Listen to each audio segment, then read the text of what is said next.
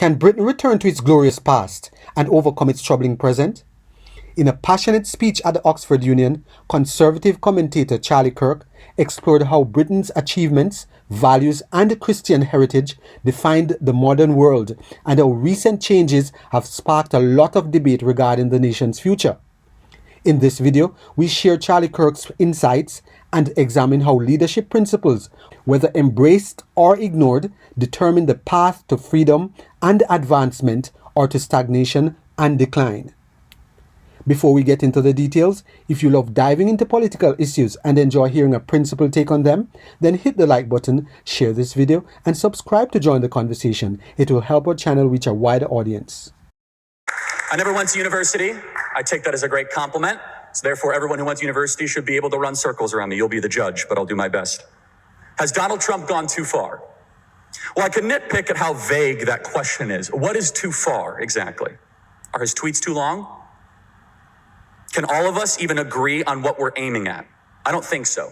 The truth is this: if you dislike the West, and if you hate the West's values, if you think the West is evil fundamentally and deserves to be destroyed, then anything Donald Trump does, basically short of surrender, will be too far for you. If I was visiting this school 100 years ago, speaking in support of an American president, I think we would at least have some broad agreement on what a country's leader should be trying to do. But we don't anymore. I don't think it's because America's changed. In fact, I think it's because Britain has changed. From my perspective, Britain is one of the greatest countries in the history of the world.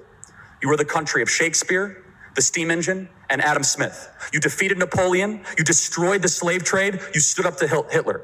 My country, America, became great as it is because of what we inherited from you, from Britain. When I hear the slogan, "Make America Great Again," I'm also hearing, quote, "Return America to its British roots." Great Britain has everything in the world to be proud of.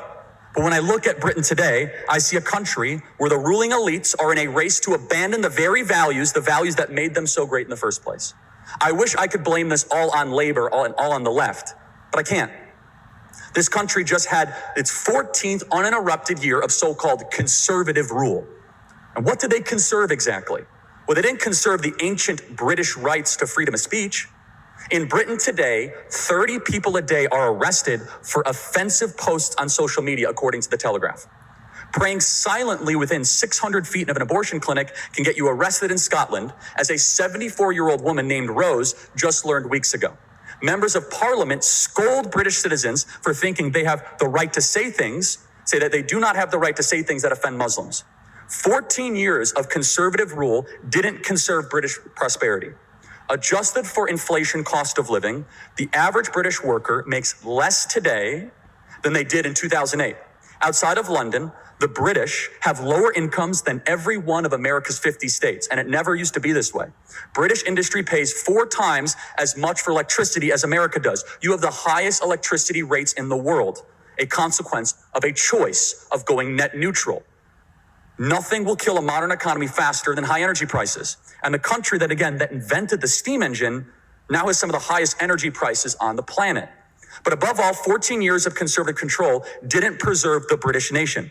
This country's conservatives thought it was their moral duty to allow anyone from the third world to move here. They didn't need to hold Western values. They didn't need to have useful skills. They could go on welfare immediately. Just last week, Keir Starmer announced he's changing the law to make sure immigrants who commit crimes are deported, because the conservatives never actually bothered passing that law themselves. The dying out of the British nation means the dying out of Christianity. Britain is the birthplace of Baptists, Methodists, Presbyterians, Anglicans, Quakers, and more. I would guess that more Christian denominations trace back to Britain than any other country. But soon, Britain will have more practicing Muslims than practicing Christians. I think that will be a catastrophic change, and everyone knows it. That's why it's only Muslims moving to Christian countries, never the other way around. I don't want America to go the way of Britain. I want us to remain free. I want us to remain rich and innovative. I want us to remain Christian. I don't want Americans to be replaced. But forget what I want. This is what the American people want. And in a democracy, the people are supposed to get what they want. The very same people that lecture us about democracy have a lot of problems with the consequences of democracy when the people vote a way that they don't like. And that's where Donald Trump comes in. When I was growing up, people would say that Britain was where America would be 10 or 20 years in the future. What they meant was that Britain was more left-wing than America, but we'd catch up eventually. That's just how things were over time, and nothing could stop it. I don't hear people saying that anymore. Donald Trump is the reason why. Almost alone, Donald Trump has changed the course of history. He's destroyed the assumption that the left's victory was inevitable. You should want to preserve and restore the greatness of Britain. You should want the decline to stop, and you can make it happen. Britain's decline unfolded not only under Labour, but also, regrettably, during 14 years of Conservative government, which failed to preserve the prosperity and unity of the British people. Illegal migration surged under Conservative rule, a trend that worsened under Labour, weakening national unity. There has indeed been a paradox between what Britain created, pioneered, and ignited for the world, and the opposite direction it is now taking. Charlie Kirk highlighted the profound influence of Britain's historical greatness on America, emphasizing the leadership principles that once made the nation a beacon of strength. These principles include the courage to defend sovereignty, unwavering commitment to godly values, the pursuit of economic prosperity, the preservation of cultural identity, and the resolve to protect fundamental rights like freedom of speech and national pride. By embracing these principles, Britain can reverse its course and reclaim its legacy of excellence. We need leadership that upholds these values to restore national pride and economic viability.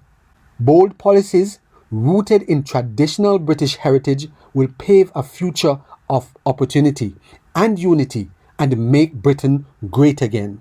If you have benefited in any way from this video, please subscribe, like, share, and be sure to leave us a comment.